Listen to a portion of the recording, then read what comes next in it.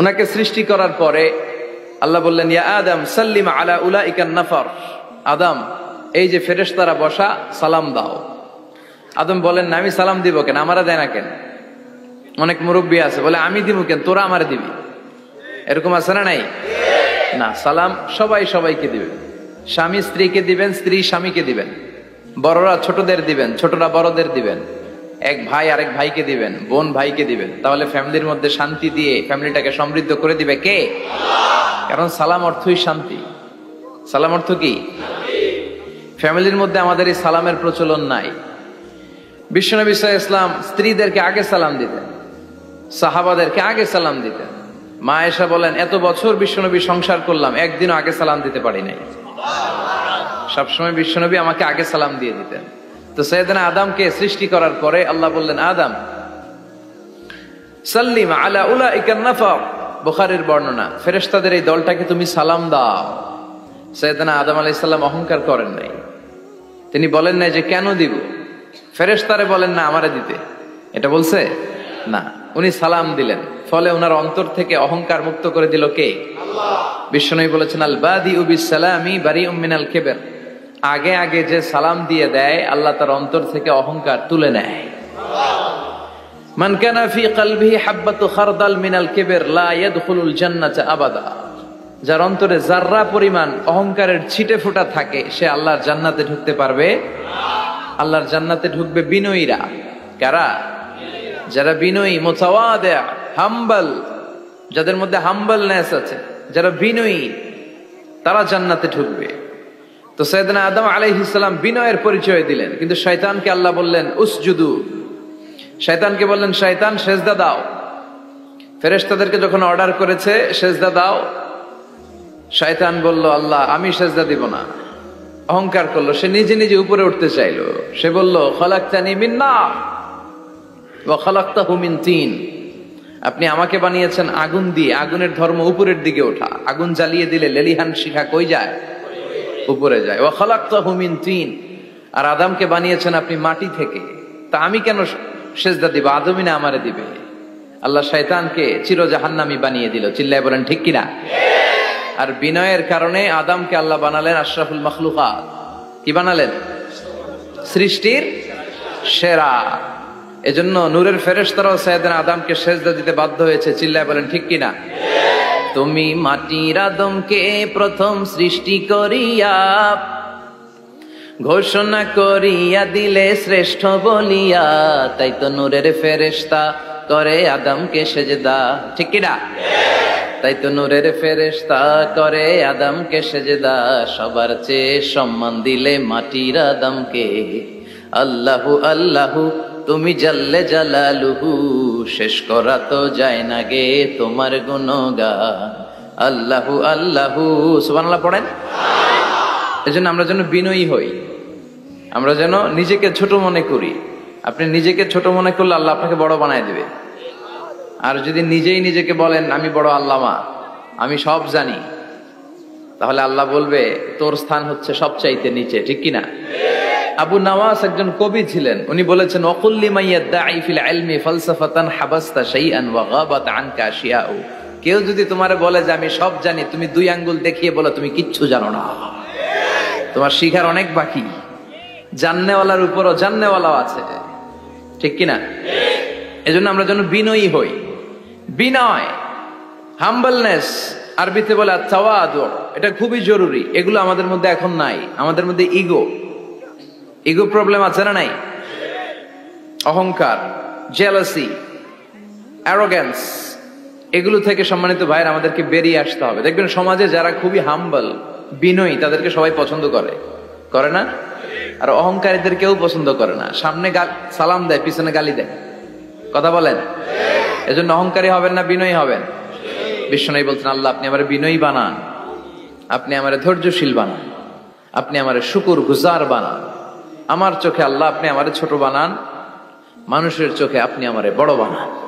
এই বাণীটা একটা বিপ্লবী বাণী, লা ইলাহা মুহাম্মাদুর রাসূলুল্লাহ। এটা যারা অন্তরে একবার প্রবেশ করতে পারে সে সত্য ছাড়া চোখে আর কিছু দেখে না। এই কালেমার পক্ষে শক্তি যারা, তারা সত্য আর ন্যায়ের পক্ষে। চিল্লায় বলেন ঠিক কিনা? এটা পৃথিবীর সবচাইতে শ্রেষ্ঠ জিকির, আফদলুল জিকির লা ইলাহা। আবার বিশ্বনবী বললেন, মান ক্বালা লা ইলাহা ইল্লাল্লাহ সিদকান মিন কলবিহি দাখালাল জান্নাহ, অন্তর থেকে একনিষ্ঠতার সাথে একবার যে লা ইলাহা পড়বে ওই লোকটা জান্নাতে প্রবেশ করবে। তার অপকর্মের কারণে, তার পাপের কারণে হয়তো সে পানিশমেন্ট পাবে জাহান্নামে, কিন্তু ফাইনালি সব শেষে সে জান্নাতে ঢুকবে, ঠিক কিনা?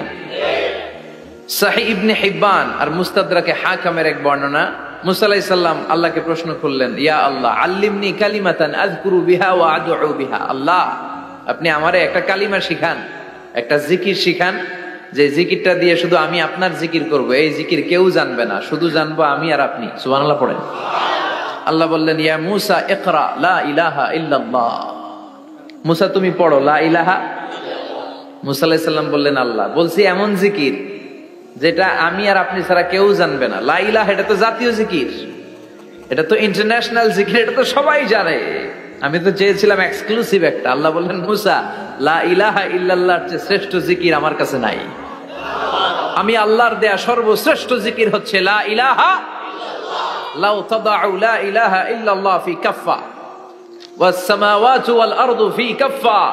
ও মুসা, সাত আকাশ সাত জমিন যদি দাঁড়িপাল্লার এক পাল্লায় রেখে দাও আর লা ইলাহা আরেক পাল্লায় রেখে দাও, লা রাজাহাত কাফফাতু লা ইলাহা ইল্লাল্লাহ, মুহূর্তেই লা ইলাহার পাল্লাটা ভারী হয়ে যাবে।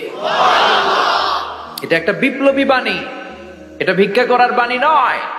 জুমার নামাজের পরে একটা টাকা দিয়া যান, আমি গরিব ইনসান, আছে না নাই? আখিরাতে সওয়াব পাইবেন পাহাড়ের সমান। আর জিকির ধরে লা ইলাহা ইল্লাল্লাহ, অনেকে মনে করে এটা ভিক্ষা করার জিকির, কপাল পোড়া। আমরা ভিক্ষার সাথে এটাকে জুড়ে দিয়েছি। এটা একটা বিপ্লবী বাণী। এই বাণীর অর্থ, এটার ইম্পর্টেন্স, এটার সিগনিফিকেন্স আর তাৎপর্য যে বুঝে সে আল্লাহ ছাড়া কারো সামনে মাথা নত করতে পারে না। চিল্লা এখন ঠিক কিনা? তাফসীর ফি জিলালিল কুরআনের রচয়িতা সৈয়দ কুতুব শাহিদ, নাম শুনছেন? গোটা বিশ্বব্যাপী তার নাম আর ডাক। তিনি ফি জিলালিল কুরআন লেখে গোটা বিশ্বের যুবকদের অন্তর কাঁপিয়ে দিয়েছিলেন। এই সমাজে তিনি জাহালাত দেখে এই জাহালাতের বিরুদ্ধে কলম ধরেছেন আর যুগ শ্রেষ্ঠ তাফসীর রচনা করেছেন, তাফসীর ফি জিলালিল কুরআন। এটার অনেক ভাষায় ট্রান্সলেশন হয়েছে, বাংলায়ও পাওয়া যায়, খুব সম্ভব আল কোরআন একাডেমি লন্ডন এটা ট্রান্সলেট করেছে। তো উনি এই কালিমার পক্ষে থাকার কারণে, ইসলামী আন্দোলনের কারণে তৎকালীন প্রেসিডেন্ট জামাল আব্দুল নাসের ওনাকে ফাঁসি দেওয়ার আদেশ দিয়েছে, ফাঁসির কাস্টে ঝুলিয়ে মৃত্যুদণ্ডের অর্ডার করেছে। তো জেল কোডের নিয়ম অনুযায়ী যাদেরকে ফাঁসি দেওয়া হবে, হ্যাঙ্গিং করা হবে, হ্যাঙ্গিং করার ঘন্টাখানিক আগে ওই কারা কর্তৃপক্ষ থেকে নিয়োগ দেয়া জেলখানার ইমাম সাহেব এসে তাদেরকে লা ইলাহা পড়ায়। কি পড়ায়? লা ইলাহা ইল্লাল্লাহ পড়ায়।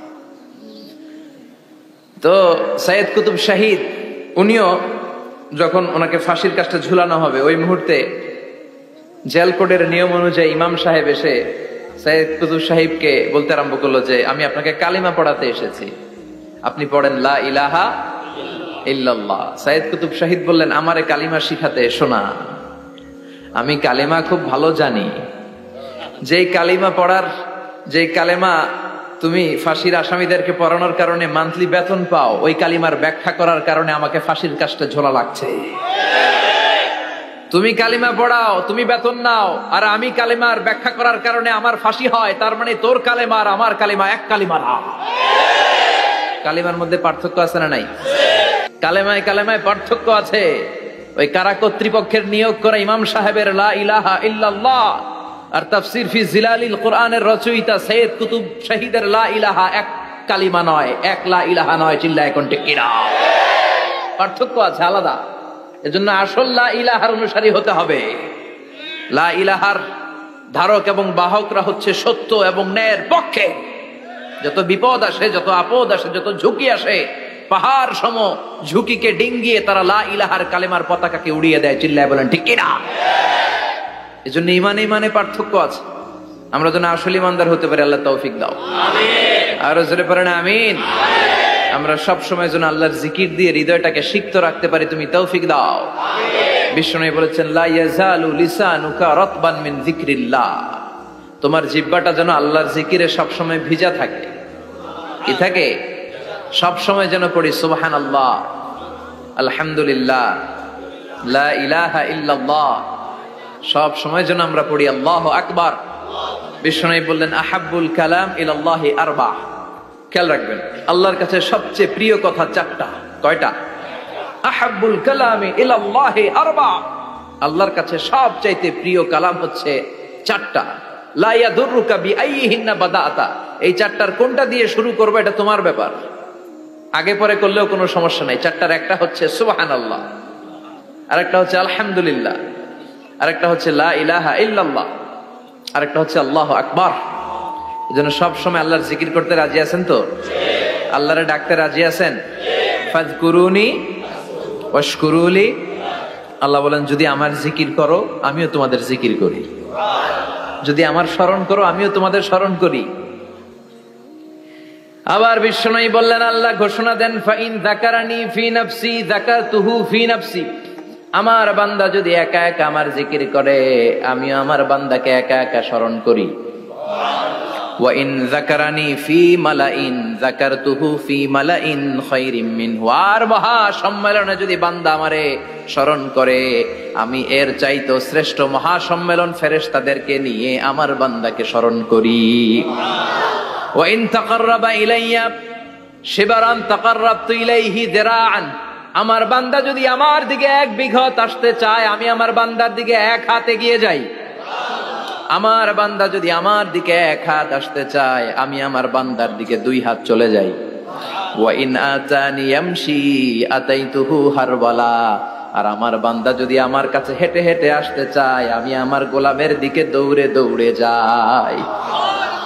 ওই আল্লাহরে ভুলে গিয়ে আমরা মাজারে যে সিজদা দেই, কপাল পোড়া। আছে না নাই?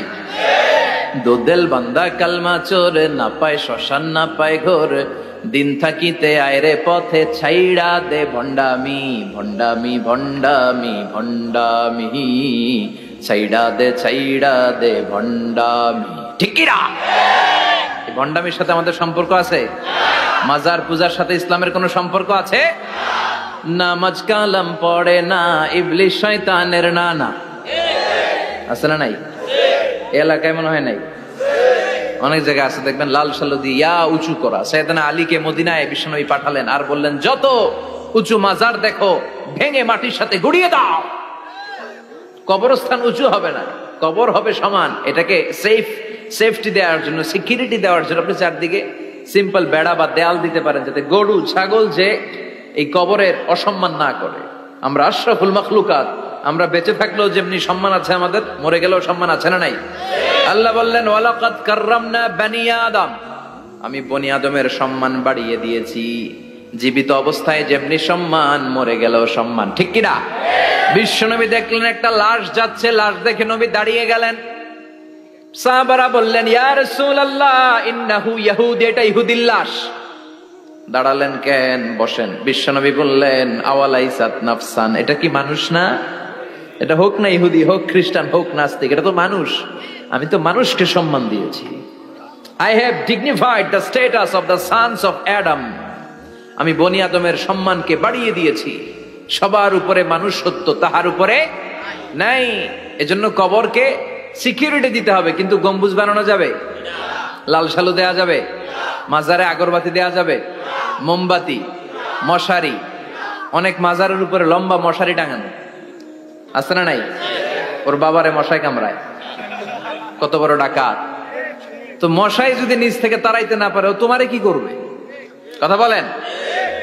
মশা তাড়াতে পারে না নিজের গা থেকে, তোমারে কি বাঁচাবে? দেখবেন যে লোকটা মাজারে মশারি দেয় ওর বাবার ডেঙ্গু জ্বর, ওর বাপেরে মশাই খায়, ওর মারে মশাই খায়। গোটা বিশ্বের সবগুলো আল্লাহর ওলি যদি একটা গ্লাসের পানিতে ফু দেয়, আর আপনার মা যদি আপনার মাথার মধ্যে হাত বুলিয়ে দেয়, আপনার মা যদি আপনার বুকে একটা ফু দিয়ে দেয়, সব পীর সাহেব একদিকে, মায়ের দোয়া আরেকদিকে। মায়ের দোয়া মুহূর্তে আবার আল্লাহর আরশে পৌঁছে যাবে। এজন্য বিশ্বনবী বলতেন সালাসু দাওয়াতিন মুস্তাজাবা, 3টা দোয়া আল্লাহ কবুল ফিরিয়ে দেন না। 1 নম্বরে হচ্ছে দাওয়াতুল মুসাফির, সফর অবস্থায় দোয়া করলে কবুল করে কে? 2 নম্বরে দাওয়াতুল মাজলুম, অত্যাচারিত ব্যক্তির দোয়া কবুল করে কে? 3 নম্বরে দাওয়াতুল ওয়ালিদাইনি লিওয়ালাদিহি, মা বাবা যখন হাত তুলে ছেলে মেয়েদের জন্য আল্লাহর কাছে দোয়া করে, ওই দোয়াটাও কবুল করে কে? মাজারে মশারি দিবেন? লাল সালু দিবেন? আগরবাতি, মোমবাতি, কোন মানত, মাজারে মানত করা যায় না। ইন্নী নাযারতু লির-রাহমানি সাওমা, মানত করতে হয় রহমানের নামে, মানত হবে একজনের নামে। চিল্লায় বলেন তিনি কে? এজন্য মাজারে কিছু দেয়া যাবে না। নামাজ কালাম পড়ে না ইবলিস শয়তানের নানা, ধর্মের একখান খুঁটি ধইরা কয়দিন করবা হয়রানি। ভণ্ডামি ভণ্ডামি ভণ্ডামি, ছাইড়া দে ভণ্ডামি। দোদেল বান্দা কালমা চোর, না পায় শ্মশান না পায় ঘোর, দিন থাকিতে আয়রে পথে ছাইড়া দে ভণ্ডামি। ভণ্ডামি ভণ্ডামি ভণ্ডামি, ছাইড়া দে ভণ্ডামি। চিল্লায় বলেন ঠিক কিনা? এগুলোর সাথে আমাদের কোনো সম্পর্ক নাই। ইসলাম হচ্ছে সহজ। আদ-দীনু ইউসরুন লা উসরা ফি, আদ-দীনু ইউসর, দিন সহজ। এত জনের কাছে যাওয়া লাগবে না, আপনি ওই জেলায় যে ওই মাজারে মানত করা লাগবে না, আপনার সিলেটে যাওয়া লাগবে না, আপনার খানজানালির কাছে যাওয়া লাগবে না, আপনার কোথাও যাওয়া লাগবে না। আপনি বাড়ির পাশের মসজিদে পড়ে সেজদা দেন, মুহূর্তে দোয়া কবুল করে নিবে কে? রব্বুল আলামিন বলে, গোলাম আমারে ডাকস না কেন? তোর ডাকে সাড়া দেওয়ার জন্য আমি 24 আওয়ার্স রেডি। দুনিয়ার বুকে কোনো বিষয় নিয়ে যদি আমরা বারবার যাই, দুনিয়াতে লোকজন রেগে যায়, ঠিক কিনা? আমি ওনার কাছে গেলাম, ভাই আজকে একটা বিপদে পড়ছি, 500 টাকা দেন, দিয়ে দিল। এরপরের দিন আবার গেলাম, দিল। পরশু দিল, তরশু গেলে শেষা দিয়ে দিবে, একটা মাইট দিয়ে দিবে, ঠিক কিনা? কি পাইছো তুমি? প্রতিদিন 500 টাকা। বারবার কোন একটা ইস্যু নিয়ে কারো কাছে যাওয়া যায় না, এটা লজ্জার বিষয়, ঠিক কিনা? কিন্তু আল্লাহর বিষয়টা উল্টো। সুনানে তিরমিজির বর্ণনা, ইন্নাহু মান লাম ইয়াসআলিল্লাহ ইয়াগদাব আলাই, কোন বান্দা যদি কোনো বিষয় নিয়ে, কোনো ব্যাপার নিয়ে আল্লাহর কাছে বারবার না যায়, আল্লাহ তার উপর রেগে যায়। এজন্য আল্লাহর কাছে বারবার চাওয়ার দরকার আছে না নাই? আপনার মনের জ্বালা যন্ত্রণা পূরণ করে দিতে পারে কে? এটার নাম তাওহীদ। এক আল্লাহ কেন্দ্রিক হওয়া। সব সময় বিপদে আপদে কার কাছে যাবেন? আপনার বিপদ দূর করতে পারে কে? আপনারে অসুস্থ থেকে সুস্থ বানায় দিতে পারে কে? মনের জ্বালা যন্ত্রণা মিটাতে পারে কে? আল্লাহ ছাড়া কেউ পারবে? কোন মুফাসসিরে কোরআন আপনারে বাঁচাতে পারবে? কোন আল্লাহর ওলি বাঁচাতে পারবে? এমনকি আল্লাহর কোন পয়গাম্বার, কোন নবী আপনার কিচ্ছু করতে পারে? লিতাকুনু শুহাদা আলান নাস, তোমাদেরকে হতে হবে উম্মাতান ওয়াসাতান, মধ্যমপন্থী উম্মাত, মাঝামাঝি থাকতে হবে। কিন্তু আমরা এদেশে মার্জিনালাইজ করে ফেলি। যারা চরমনায়ের মুরিদ, অন্যদেরকে আর দেখা যাবে না। যারা সরসিনার মুরিদ, এরাই সব, অন্যদিকে যাওয়া যাবে না। যারা জামাত ইসলাম, অন্যদিকে আর যাওয়া যাবে না। যারা হেফাজতে ইসলাম, অন্য কারোর মধ্যে আর হক নাই। যারা আহলে হাদিস, এরা তো সব নিয়েই গেছে, সব হক সুন্নাহ এদের কাছে, কারো মুখের কোনো কথা এদের কাছে কোনো দাম নাই। আপনি যত হকের কথা বলেন, এদের দলেই নাকি ঢুকতে হবে। আমরা যেন মাঝামাঝি হই। আপনি তাবলিগ করতে পারেন, করেন, খুব ভালো। তাবলিগের ভাইদের একটা ভালো গুণ হচ্ছে নিজের খেয়ে নিজের পরে ইসলামের দাওয়াত দেয়, ঠিক কিনা? নিজের টাকা ভেঙে দাওয়াত দিচ্ছে তো, তাদের কারণে অনেকে কালিমা শিখছে, অনেকে নামাজ শিখছে, তাদেরও কন্ট্রিবিউশন আছে না নাই? তো যারা তাবলিগ করেন, আপনি মনে করবেন না যে সব হক, সব সত্য, শুধু আপনি হকের ডিলার, এটা মনে করবেন না। সব সত্য হক এটা আপনার বাবার দাদার সম্পত্তি, এটা মনে করবেন না। সব দলের মধ্যে হক থাকতে পারে, বরং সব দলের ভালো ভালো জিনিসগুলো নিয়ে নিজেকে সাজানো দরকার। কথা বলেন? জামাত ইসলামের মতো, হেফাজতে ইসলামের মতো আন্দোলনের স্পিরিট থাকতে হবে। চিল্লা এখন ঠিক কিনা? আমার সুন্নি ভাইদের মতো নবীর প্রেম অন্তরে থাকতে হবে। চিল্লা এখন ঠিক কিনা? তাবলিগের ভাইদের মতো হৃদয়ে ইখলাস থাকতে হবে। এই সবগুলোর সমন্বয় হচ্ছে ইসলাম, সবগুলোর সমন্বয় ইসলাম। এজন্য কখনো মনে করবেন না যে আমি একদল করি তার মানে অন্য সব দল মনে হয় বাতিল, ওগুলো মনে হয় মুসলমান না, ওগুলো আমার চোখেই ধরে না। এটা ঠিক না, এটা ইহুদিদের স্বভাব। ইহুদিরা শুধুমাত্র হকের ডিলার মনে করতো নিজেদেরকে। ইহুদি ছাড়া বাকি কাউরে ওরা চোখে দেখতে পারতো না। এজন্য আমরা কি কট্টরপন্থী হব না মধ্যমপন্থী? চিল্লায় বলেন, কট্টরপন্থী না মধ্যমপন্থী? আল্লাহ আমারে যতদিন বাঁচিয়ে রাখা, আমি মধ্যম পন্থার কথা বলেই যাব, up to my death. It's my mission, it's my vision. এটাই আমার লক্ষ্য, যে মধ্যম পন্থার ইসলামকে প্রমোট করা, যেটা বিশ্বনবীর ইসলাম, যেটা মদিনার ইসলাম, যেটার মধ্যে বাড়াবাড়ি নাই, ছাড়াছাড়ি নাই, ঠিক কিনা? We have to go back to our Lord. আমাদেরকে ফিরে যেতে হবে আমাদের রবের কাছে। আমরা কেউ আজীবন থাকতে আসি নাই। থাকতে পারবো আজীবন? দাদা চলে গেল, বাবা চলে গেল, মা চলে গেল, মামা চলে গেল, খালু চলে গেল, এরপর আমাদের টনক নড়ে না, তাই না? পাগল পাড়া হয়ে আছে এই পৃথিবীর জন্য। মরতে যে হবে এটা ভাববার সময়টুকু আমাদের নেই। আমরা ব্যস্ত আমাদের ক্যারিয়ার নিয়ে, আমাদের লাইফ নিয়ে, আমাদের সমাজ নিয়ে, আমাদের ফ্যামিলি নিয়ে, আমাদের সন্তান আর সম্পদ নিয়ে আমরা super busy. We are leading a very super busy life. We don't have even a single time to think about death. মৃত্যু নিয়ে ভাবার একটা মুহূর্ত আমাদের নাই। কিন্তু পৃথিবীর সবচাইতে সুনিশ্চিত বিষয় হচ্ছে মৃত্যু, ঠিক কিনা? The most certain thing in our life is death. আমাদের জীবনের সবচাইতে সুনিশ্চিত বিষয় হচ্ছে মরণ, মরবই আমরা। And the most uncertain thing in our life is the time of death. আর আমাদের জীবনের সবচেয়ে অনিশ্চিত বিষয় হচ্ছে মৃত্যুর সময়। আমরা জানি না, মরবো যে এটা জানি, জানেন না? কিন্তু কখন মরবো এটা জানি? এই সূরাটা আপনারে এই জিনিসটা জানান দিতে এসেছে যে দুনিয়ার সম্পদ, লোভ, লালসা এগুলো নিয়ে পড়ে থেকো না। এই যে আমাদের ফ্যামিলি, আমাদের বাচ্চা কাচ্চা, আমাদের এত টাকা পয়সার হিসেব, মাস শেষে বাড়ি ভাড়া, গ্যাসের বিল, এইটা সেটা, আপনি কি মনে করছেন যে আপনি চলে গেলে এগুলো থেমে থাকবে? কিছুই থেমে থাকবে না, সব চলবে আগের মতো। থাকবেন না আপনি। এমন দুনিয়া যেটাতে আমি নাই, সব চলে। সকাল গড়িয়ে বিকেল হয়, শীত শেষে গ্রীষ্ম আসে, দিন শেষে রাত নামে, সব চলে, নাই শুধু আমি। চিল্লায় বলেন ঠিক কিনা? তো এজন্য এগুলি একটু ভাবেন। অনেক ব্যস্ত আমরা। এই দুনিয়ার পুরো জীবনটা এটা হচ্ছে লালসাময় একটা জীবন। লোভ, মরিচিকা, মায়াজাল, এই মায়াজালে আমরা আটকে আছি। ফলে মৃত্যুর কথা আমরা ভুলে গিয়েছি। পাগলের মতো ছুটছি, আরো টাকা লাগবে, আরো খ্যাতি লাগবে, আরো যশ লাগবে, আরো দাপট লাগবে আমার। এত টাকা দিয়ে কি হবে? এত সম্পদ দিয়ে কি হবে? এত ব্যস্ততা দিয়ে কি হবে তোমার? স্টপ, থামুন, অনেক হয়েছে, আন্না, থামুন। Take a rest, take a breath and think about death. Think that you have to go back to your Lord. একটু বসেন না, একটু ভাবেন যে আমাকে চলে যেতে হবে, চলে যেতে হবে। এই কোলাহল, এই ব্যস্ততা, এগুলো থাকবে, থাকবো না আমি। সাইয়েদনা ওমর ফারুক বলেছেন, মুতু ক্বাবলা আন তামুতু, মরার আগে একবার মরো। হাসিবু ক্বাবলা আন তুহাসাবু আলাইকুম, তোমার হিসাব নেওয়ার আগে তুমি একবার নিজের হিসাবটা করো না। কাগজ বের করে একটু লিখো না কি কি ভালো কাজ করছিলা, যেগুলো দিয়ে নাজাতের ওয়াসিলা হতে পারে, 1 2 3, আর কি কি আকাম কুকাম করছো দেখো না, লিখে দেখো তোমার অবস্থাটা কি। মরার আগে একবার মরো। মরার আগে খাটের মধ্যে শুয়ে শটান করে চোখ বন্ধ করে একবার মরার ভান করে দেখেন কেমন লাগে। চোখটা বন্ধ করেন আর ভাবেন আপনি নাই, কি কি হতে পারে ভাবেন। আপনার ছেলে মেয়েরা কান্না জুড়ে দিবে, আপনার প্রাণের স্ত্রী বিলাপ শুরু করে দিবে, বন্ধু বান্ধবের চিৎকার আর মাতম, স্থানীয় এলাকার মসজিদে ঘোষণা, অমুক এলাকার নিবাসী অমুক ভাই অমুকের ছেলে অমুক দুনিয়ায় নাই। সব আত্মীয়রা চলে আসবে, ফেসবুকে স্ট্যাটাস দেয়া হবে, সবাই সবাইকে জানাবে বিকাল 4টায় অমুক হাই স্কুল ময়দানে আপনার জানাজা। ছুটে আসবে, সবাই ছুটে আসবে আপনাকে শেষ বিদায় দিতে, গুড বাই জানানোর জন্য, আল ওয়াদা, বিদায় জানাতে আসবে সবাই। 4 তাকবীর দিয়ে আপনার জানাজা হবে, অশ্রুসিক্ত জানাজায় আপনার বিদায় হবে।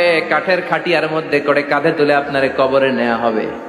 আগে থেকে খুঁড়ে রাখা কবরটার মধ্যে আপনারে বিছিয়ে দেয়া হবে। বাঁশের কচি দিয়ে তার উপরে মাটির চাপা দিয়ে সব চলে যাবে। ভাবেন না একবার চোখ বন্ধ করে, this is the circle of life, this is the nature of life. এটা সবার হবে, আমার হবে, আপনার হবে।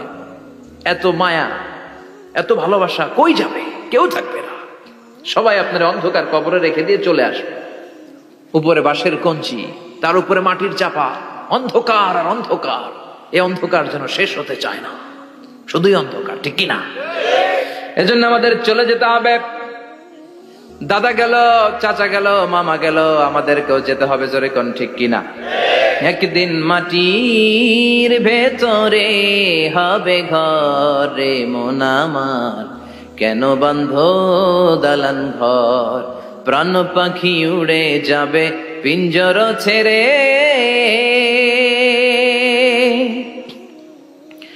ধরা ধামে সবই রবে, তুমি যাবে চলে, বন্ধু বান্ধব যত মাতা পিতা দ্বারা সুত সবই হবে তোমার পরে, মন আমার কেন বান্ধ দালান ঘর, একদিন মাটির ভেতরে হবে ঘর রে, মন আমার কেন বান্ধ দালান ঘর। ঠিক কিনা?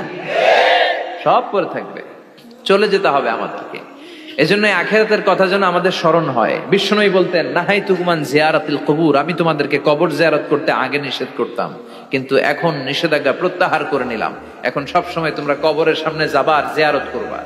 একটু গেলে আখিরাতের কথাটা স্মরণ হবে। ওখানে ছোট শিশুরা শুয়ে আছে, কিশোর যুবকরা আছে, আপনার মতো তাগড়া যুবক মুরব্বীরা আছে। এরা এই এলাকায় থাকতো, এরা আকাশ থেকে নেমে আসে না, এই এলাকার সন্তান আজ নাই। একটা সার্টেন পিরিয়ড শেষে আপনিও থাকবেন না। This is the nature of life, this is the circle of life. ছোট্ট শিশু হয়ে এসেছিলেন, শৈশব, কৈশোর, যৌবন, প্রৌঢ়ত্ব। আগে ছিলেন সিঙ্গেল, বিয়ে করে হয়ে গেলেন ডবল। এরপরে আল্লাহ আপনাকে একটা মেয়ে দিল, এরপরে মেয়েকে বিয়ে দিয়ে শ্বশুর হলেন, এরপরে ওই মেয়ের ঘরে সন্তান হতে নানা হলেন। আর কতদিন? অনেক দিন হলো তো, অনেক লম্বা সময় পেয়েছেন আপনি। Think about that.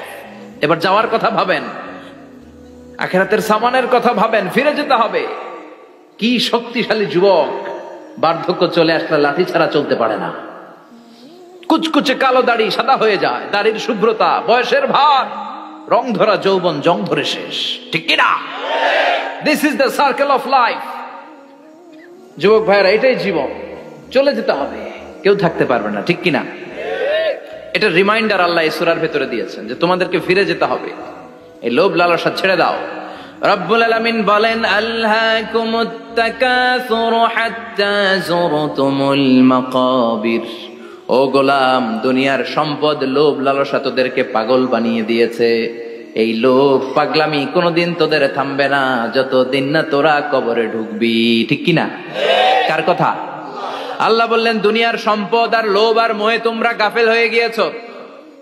আখিরাতের কথা বেমালুম তোমরা ভুলে গিয়েছো। কিন্তু আখিরাতে তোমাদের যেতেই হবে, কবরের বাড়িতে তোমাদের ঢুকতেই হবে। ঠিক কিনা? যেতেই হবে। আমরা ভুলে যাই। আলহাকুমুত তাকাসুর, অতিরিক্ত পাওয়ার লোভ, বেশি বেশি খাওয়ার লোভ, বেশি বেশি জমানোর লোভ মানুষকে গাফেল বানিয়ে দিয়েছে। এটা মানুষের স্বভাব। আরো চাই, আরো চাই, এই স্বভাবটা আছে না নাই?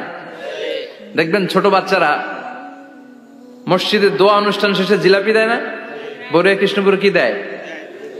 আগে বাতাসা দিত না, এখন কি দেয়? জিলাপি দেয়, মিষ্টি দেয়। তো মসজিদের 2-3 গেট থেকে যদি দেয়, ছোট বাচ্চারা দেখবেন এদিক দিয়ে কয়েকটা নেয়, নিয়ে আবার ওই গেটে লাইন ধরে। ওর হাত হলো ছোট হাত, ওর হাত ভর্তি জিলাপি, আর নেওয়ার জায়গা নেই, এরপর আরেক জায়গায় লাইন ধরছে। আরো লাগবে, আরো লাগবে, এই আরো আরো আরো চাই। এই স্বভাবটাই মানুষকে কুড়ে কুড়ে শেষ করে দিয়েছে। এত লাগবে কেন তোমার? চাহিদার কোনো শেষ নাই। Unlimited demand of human being. যার আছে বেশি তার চাই বেশি। যার সাইকেল আছে তার হুন্ডা চাই, হুন্ডা আছে তো প্রাইভেট কার চাই, প্রাইভেট কার আছে তো প্লেন চাই, প্লেন আছে তো হেলিকপ্টার চাই, হেলিকপ্টার আছে তো ওইটা চাই, ওইটা আছে তো সেটা চাই। ঠিক কিনা? এলাকার মেম্বার যে হয়েছে চেয়ারম্যান হতে চায়, আছে না নাই? চেয়ারম্যান সাহেব এমপি হতে চায়, আছে না নাই? এমপি সাহেব মন্ত্রী হতে চায়, আছে না নাই? মন্ত্রী সাহেব প্রধানমন্ত্রী হতে চায়, আছে না নাই? কিন্তু এই দেশে সুযোগ নাই। কথা কন। এই দেশে প্রধানমন্ত্রী সিলেক্টেড। 2-3 জনের বাইরে কেউ প্রধানমন্ত্রী হইতে পারবি না। ঠিক কিনা? আমার এই জীবনে তো আমি 2-3 জনই দেখলাম। তো মানুষের চাহিদার কোনো শেষ নাই। যার আছে বেশি তার চাই বেশি। এজন্য বিষ্ণু বলেছেন, উনজুরু ইলা মান হুয়া আসফালা মিন, তোমার চেয়ে যে খারাপ আছে ওর দিকে তাকাও। ওয়ালা তানজুর মান হুয়া আ'লা মিন, তোমার চেয়ে যে ভালো আছে ওর দিকে তাকায়ও না, তোমার চেয়ে যে খারাপ অবস্থানে আছে ওর দিকে তাকাও। অনেকে নিজের অবস্থান নিয়ে সুখী না, এরকম আছে না নাই? আল্লাহ আমার এটা দিল না রে, ওইটা দিল না রে, পাইলাম না রে, কিচ্ছু হয় না, কি করবো জীবনে, হতাশ। আসলে আছে কিন্তু অনেক, কিন্তু শুকরিয়া নাই, ডাকাত। ঠিক কিনা?